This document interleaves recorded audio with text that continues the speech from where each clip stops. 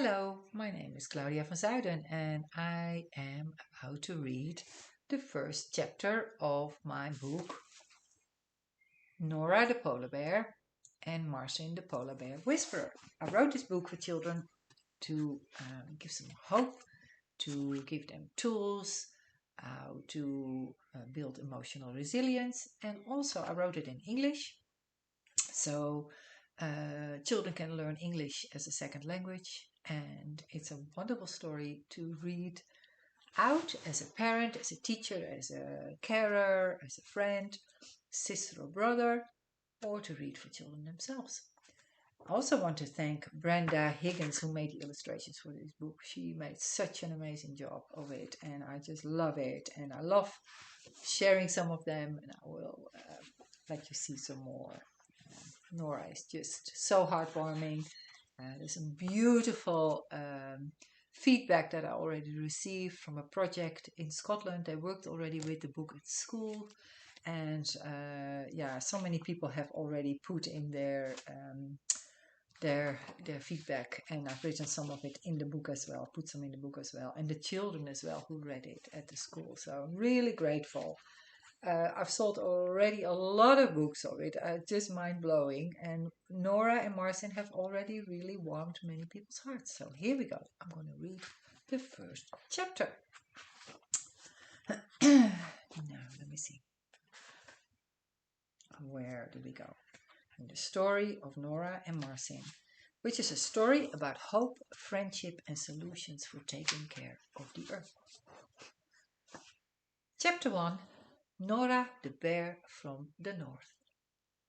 Let me tell you a story that I heard from someone who heard it from someone.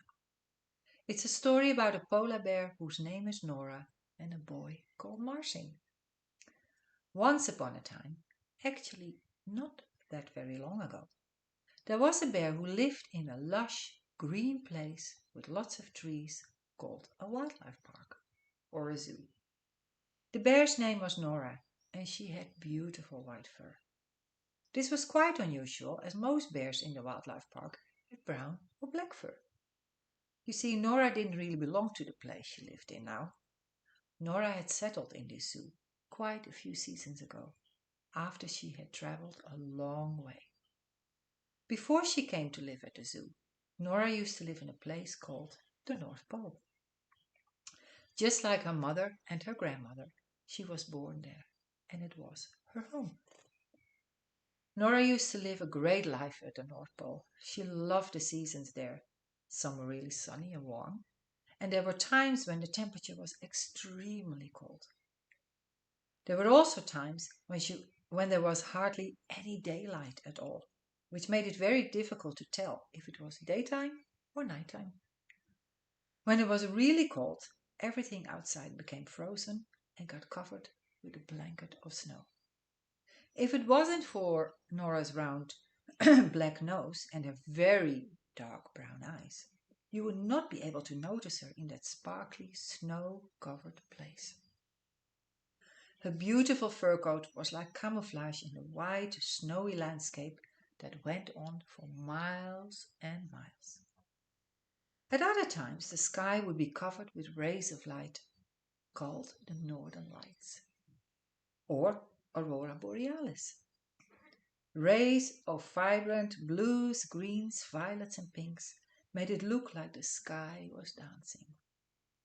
And if you listened very carefully, you could even hear the sky sparkle, like there was a lot of electricity in the air. Some bears would say that it almost sounded like the sky was singing when the Northern Lights came out. Norah would often sit quietly in a complete awe, gazing at those magical lights. She would find herself wondering and pondering about these amazing wonders of nature for a very long time. Every so often, while she was gazing, she would nod off into a very peaceful, dreamlike state. Regularly, she would find herself suddenly waking up, realizing that she had fallen over to her side and that she had landed on the fluffy, sparkling snow. One of those times when she gently pushed herself up and shook the snow off her white furry body, she looked up and saw that all the colors in the sky had totally disappeared. She could hardly believe they had gone and wondered if she had been dreaming. It did not really matter much if she had imagined that those lights had been out or not. Being out in the frost under those clear and super bright stars that were shining down on the pure white snow was a magical and special experience every time on its own. Life at the North Pole was exciting, and Norah had to be brave and strong to live there. But sometimes it was so cold that the lakes and even the sea would be frozen with a very thick layer of ice. Norah's dense and silky white fur coat protected her very well from the cold temperatures. But the thick layer of ice made it often very difficult for Norah to catch fish for her meals.